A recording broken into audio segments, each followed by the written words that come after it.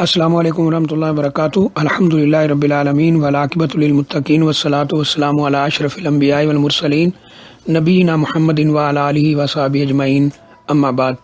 یہ کسی ہمارے بھائی کا سوال ہے وطروں کے وقت کے بارے میں کہ کوئی شخص اگر عشاء کی نماز پہ وطر چھوڑ دیتا ہے اور رات کو سوتے وقت پڑھتا ہے تو کیا یہ صحیح ہے؟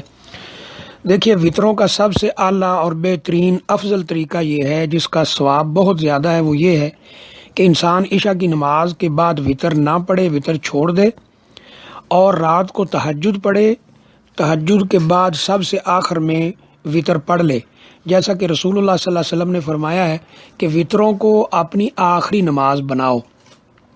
سب سے بہترین طریقہ یہ ہے۔ آپ کا اپنا عمل بھی، یعنی رسول اللہ صلی اللہ علیہ وسلم کا اپنا عمل بھی ایسا ہی تھا۔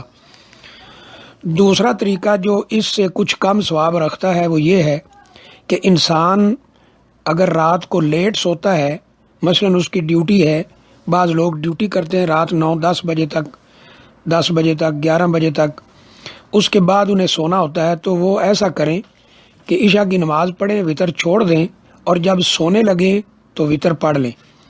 اس میں دو فائدے ہوں گے، ایک تو ان کی نیند وضو پر ہوگی اور دوسرا ایک نیک عمل نماز یعنی وطر پڑھ کے وہ سوئیں گے۔ اگر یہ بھی ممکن نہ ہو، کوئی شخص عشاء کی نماز کے فوراً بعد سو جاتا ہے اور رات کو بھی نہیں اٹھ سکتا ہے، تو پھر اس کے لیے یہ ہے کہ عشاء کی نماز کے بعد سب سے آخر میں وطر پڑھ لے۔ اور یہ جو احادیث ہے ان سے پتہ چلتا ہے کہ وطر کی نماز کا جو صحیح افضل بہترین وقت ہے وہ تہجد کے بعد والا ہے، وہ نہیں تو پھر سوتے وقت پڑھ لے، یہ نہیں تو پھر وہ عشاء کی نماز کے ساتھ ہی پڑھ لے۔ اس سے یہ بھی پتہ چلا کہ وطروں کا عشاء کی نماز کے ساتھ کوئی تعلق نہیں ہے۔ ہاں، جس کو یہ خوف ہو کہ وہ رات کو نہیں اٹھ سکے گا تو وہ عشاء کی نماز کے ساتھ پڑھ سکتا ہے۔ یہ تینوں طریقے صحیح ہیں۔